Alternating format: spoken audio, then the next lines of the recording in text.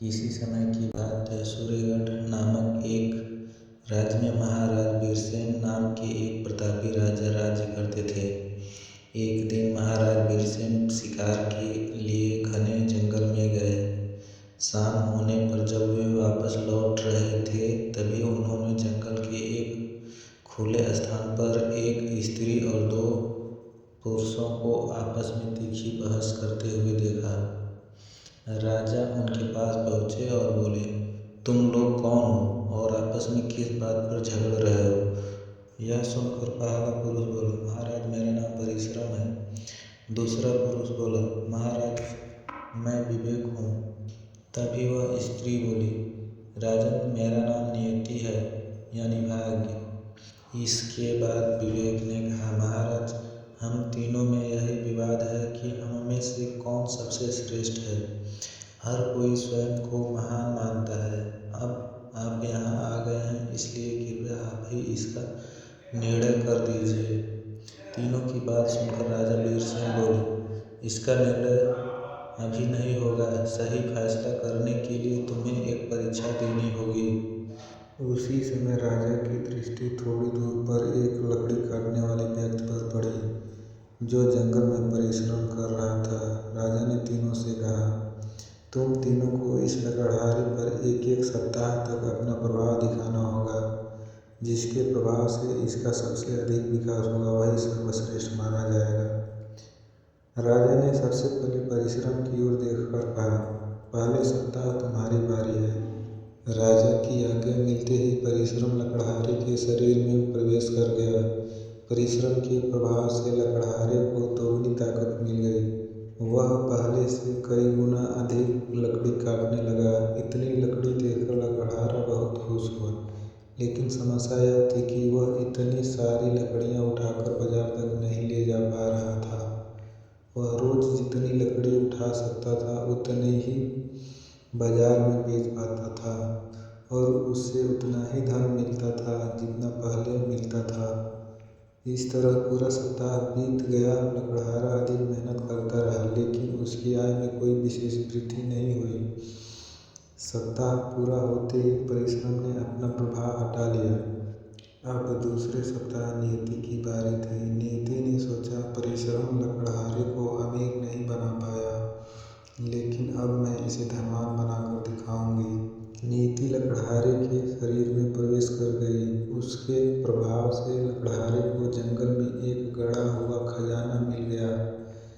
एक ही दिन में वह बहुत धनवान बन गया, लेकिन अचानक मिले धन के कारण वह फिजूल खर्ची करने लगा।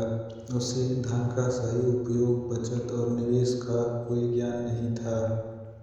परिश्रम का प्रभाव हट जाने से वह आलसी भी हो गया। विवेक के अभाव में उसने सारा धन व्यर्थ के कामों में खर्च कर दिया। कुछ ही दिनों में उसका सारा धन समाप्त हो गया और वह फिर से गरीब बन गया। सप्ताह पूरा होते ही नियति भी उसे छोड़कर चली गई। अब विवेक बोला, परिश्रम और नियति दोनों अपना अपना प्रभाव दिखा चुके, लेकिन लकड़हारे का अस्थायी विकास नहीं हुआ। अब मेरी बारी है। इसके बाद विवेक लकड़हारे के मस्तिष्क में प्रवेश कर गया। विवेक के आते ही लकड़हारे को नई समझ और ज्ञान प्राप्त हुआ। उसने सबसे पहले अपनी कुल्हाड़ी की धार तेज की। अब वह कम मेहनत में अधिक लकड़ी काटने लगा। लकड़ी काटते समय जो छोटे छोटे टुकड़े गिरते थे वह उन्हें भी इकट्ठा करने लगा।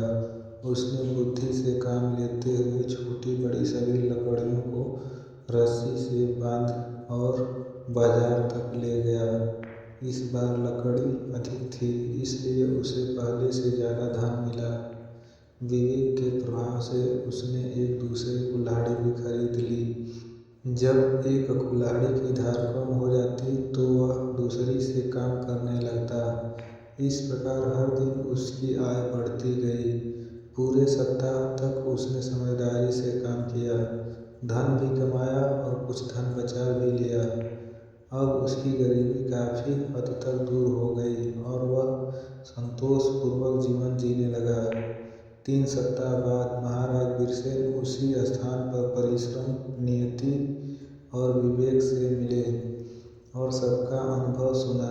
सारी बातें सुनने के बाद राजा ने कहा, तुम तीनों में विवेक ही सबसे श्रेष्ठ है, क्योंकि विवेक के बिना न परिश्रम फल देता है और न ही नीति टिकती है। जहाँ विवेक होता है वहाँ परिश्रम स्वयं पहुँच जाता है, और जहाँ परिश्रम होता है वहाँ नीति भी साथ देती है।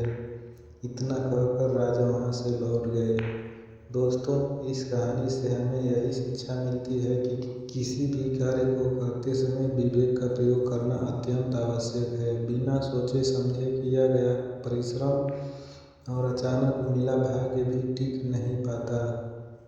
लेकिन जब मनुष्य विवेक से कार्य करता है तो उसके कर्म श्रेष्ठ होते हैं और वही कर्म अच्छे भाग्य का निर्माण करते हैं। दोस्तों, आशा है यह कहानी आपको पसंद आई होगी।